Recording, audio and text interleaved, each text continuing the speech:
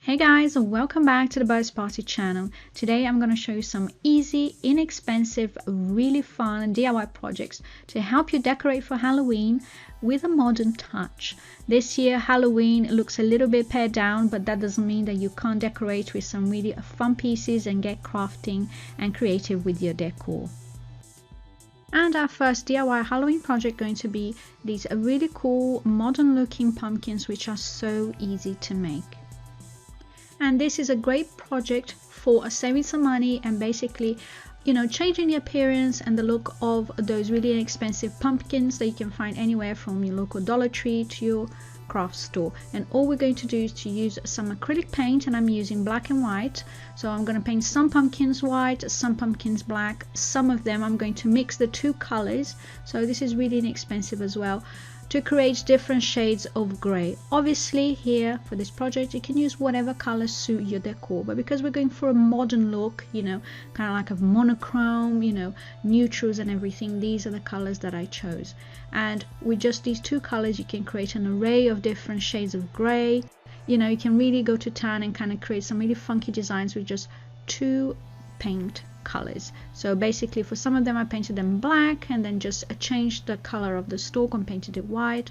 Some of them I did the opposite, I painted white and painted the stalk black. So let your imagination take hold, and basically you can just upgrade your pumpkins from last year if you change your decor. So this is really inexpensive and also a great project to do with the kids now the children are home from your school holidays, the half-term holidays. So you can just get to town painting some pumpkins. Obviously you could use real pumpkins here as well if you're into that kind of thing.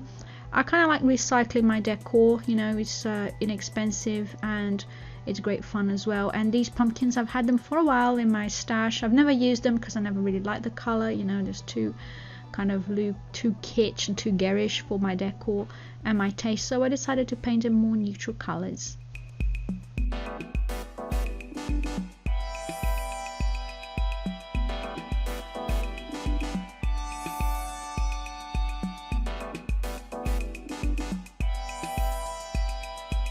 Now for the two colored pumpkins, once the first color was dry, I basically just went in and eyeballed a line across the center of the pumpkin and just decided to paint that a different color. Obviously this one I'm painting it gray and white, but you could do black and white, you could do a gray and black, or whatever other color that you fancy. You don't have to use tape, it's just a simple straight line. If you make any mistakes, you just go back in with a different color afterwards and fix that. And because the pumpkins are not perfectly shaped anyway, so you can get away with this technique. But if you want, you could use some masking tape and just have a really crisp, clean line. But I achieved quite a nice result with this technique, so hopefully you feel inspired to have a go as well.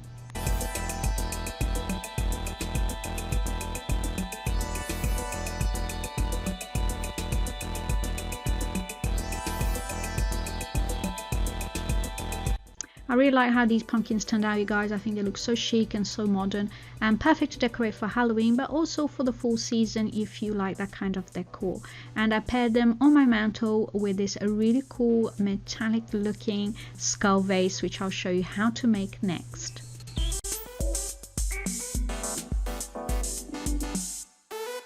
So basically for our DIY skull vase or vase, however you say it, we're going to use a paper mache skull, and this one I got it from my local craft store, and I'll be sure to leave some links down in the description box, so if you live in France you can get the same supplies that I did.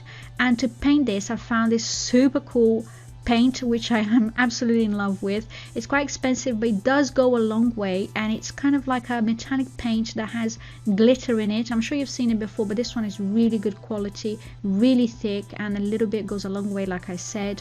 And basically you just need one coat depending on what kind of support you're using. If you're using polystyrene, that would work as well. You probably just need one coat. I needed one coat and just needed to touch up a few places where the paper mache was showing underneath. But it's a really great paint, and they had all different colors. They had gold, they had kind of like sparkly blues, and they had pinks, you name it. It was really psychedelic and it looked really cool for so many different projects. But I thought it would look especially good with this paper mache skull, because it would make the skull look a little bit more high-end and a little bit more chic for the decor that I was going for. But once again, feel free to use whatever paint colors suit your decor.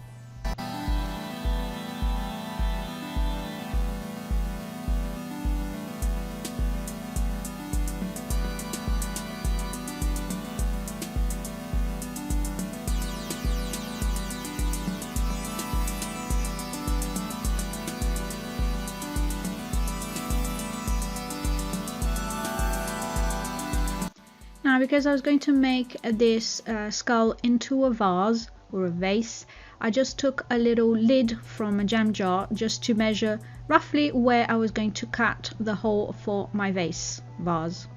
Anyway, how do you say it? Let me know down in the comments.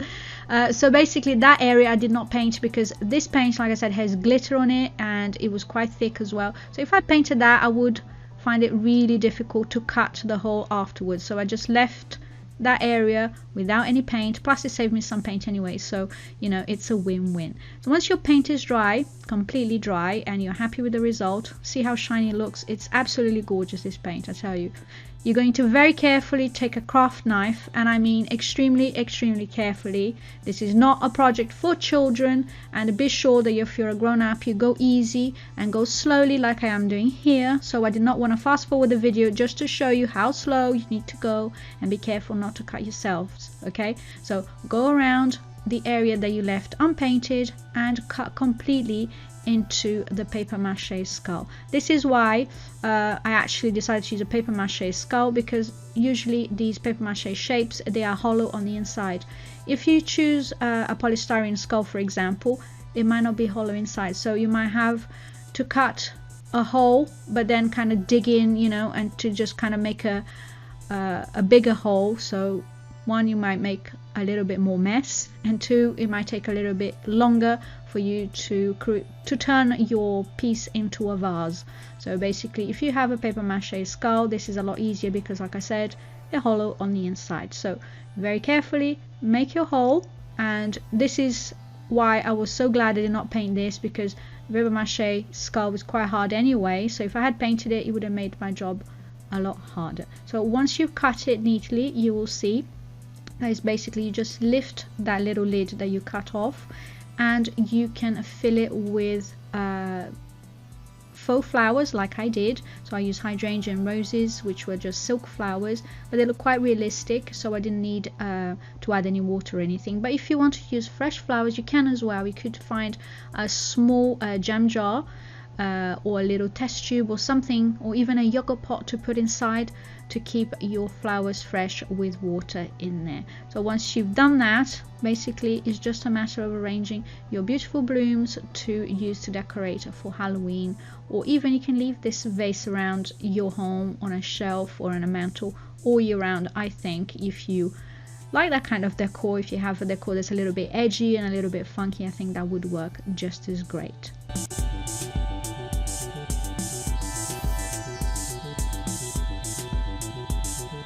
If you want, you could also add a piece of floral foam inside the vase to keep your blooms from moving around. But you know, if you cut them short enough, they should just stay in there beautifully. And like I said, I used this skull vase to decorate my mantle, but basically you could use it anywhere in your home for a really chic Halloween statement piece. Next up, I'm going to show you guys how to make these really fun, super cool with spider webs using pipe cleaners. These are so fun to make with the kids, or basically to decorate anywhere in your home. I use them to decorate my mantle, but basically they make great yard decorations. You know, if you're decorating your front porch, they're really cool and really inexpensive to make as well. So like I said, you're going to need some pipe cleaners, and I'm using black pipe cleaners, but you could use grey ones or white ones depending on your backdrop, you know, depending what color walls you have as well. So feel free to experiment with different colors. And basically you're going to need an embroidery hoop as well. So we're going to make sure that our pipe cleaners fit nicely around the embroidery hoop that we have. Obviously you could lengthen the size of your pipe cleaners by just tying one with another, and you'll see in a moment how I do that. But basically the first thing that we're going to do is to create a cross with the pipe cleaners, just attaching the edges lightly around our embroidery hoop. and then you're going to take another piece and to take it across as I'm doing here, to divide it and make it look kind of like a pie chart. If you did math at school, you will probably remember what a pie chart looks like. Anyway, if you don't like math, it kind of reminds you of a pizza, maybe. Anyway, let's stop talking rubbish and get on with the DIY craft. So it's really easy. Once you've got that basic shape down, you're just going to take your pipe cleaners and weave it around the main structure. So as I'm doing here, basically I just insert the next pipe cleaner around the arms of my pie chart, of my pizza, whatever you want to call it, and we're just going to create a circle that goes all the way around. Obviously, this is why the embroidery hoop is here, to help secure the pipe cleaners in place while you work and weave the other pipe cleaners around. And like I said, if your pipe cleaner is a little bit short, you can lengthen your pieces by tying them together like I'm doing here. You don't see where you tie them together once the whole thing is made, because the pipe cleaners are quite furry, so it's quite forgiving. And do not worry that everything is not perfect and is a little bit bendy, because you know, spider webs are not 100% perfect anyway. And I think it looks quite cool if they're a little bit misshapen, because it is Halloween anyway, so the more crazy and funky your decorations look, the better. So if your pipe cleaners, like I said, don't fit, or you have a really huge embroidery hoop, or even if you're using a hula hoop and you want to make a huge giant spider web, you could do that. I think that looks so cool. So basically just tie your pipe cleaners one to the other, you know, end to end, to make it a little bit longer so that you can work it with a larger hoop basically. And you could also use a smaller hoop, so you can make different sized spider webs to decorate your walls. I've actually used 3 different sizes for this project, and you'll see later on how I make the smaller one. With the smaller one, obviously you don't have to tie the pipe cleaners together, you can just use one really long piece. But maybe online you can find something, you know, like a pipe cleaner that is like 2 meters long, or you know, I couldn't find that in my local craft store, so this is all I could find, and this is all that I used. And once again, I'll be sure to leave some links down in the description box, so that if you live in France, you can get the same supplies really easily. I got all of mine from the craft store called Cultura. So I'll be sure to leave the link down to the products down in the description box, so do check that out.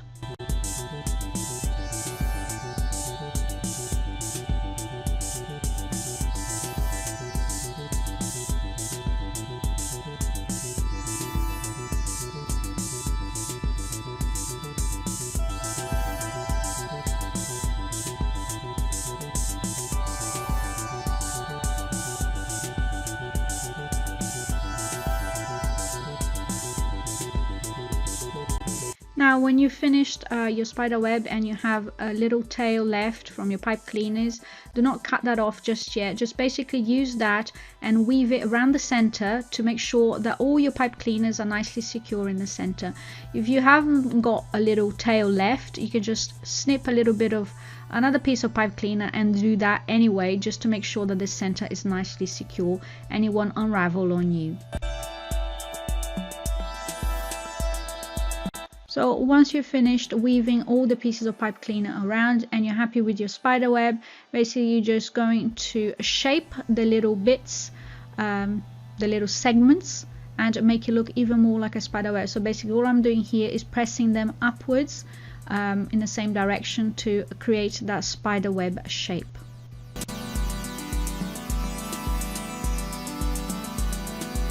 When you've done doing that, you can leave it on the embroidery hoop. If you have a really nice embroidery hoop and you want to hang that on the wall, fine, leave it like that. But what I did was I unhooked the ends of the spider web and made sure that everything was nice and straight, so that basically it was a much lighter structure and decoration without the hoop, and I could hang it on the wall without having the wood frame around it. And I think it looked really cool for the look that I was going for my mantle. But you could leave the hoop in there if you wanted to, like I said.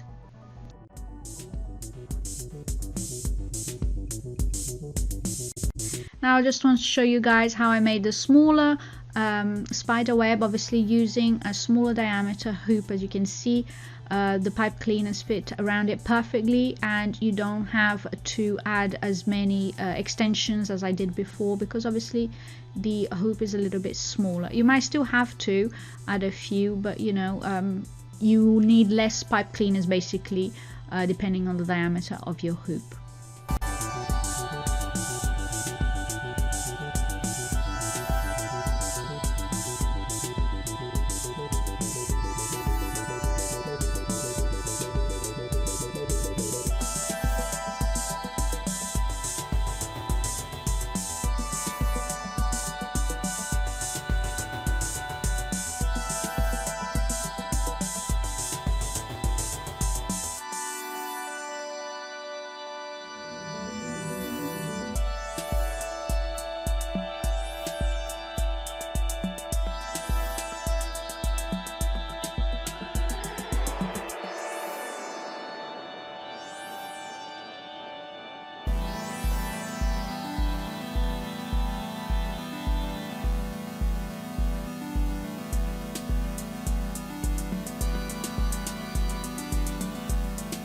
And in the end, to hang my spider webs, I just basically use tiny little nails on my wall, and also I attach a little cool little paper spider to the end of one of the spider webs.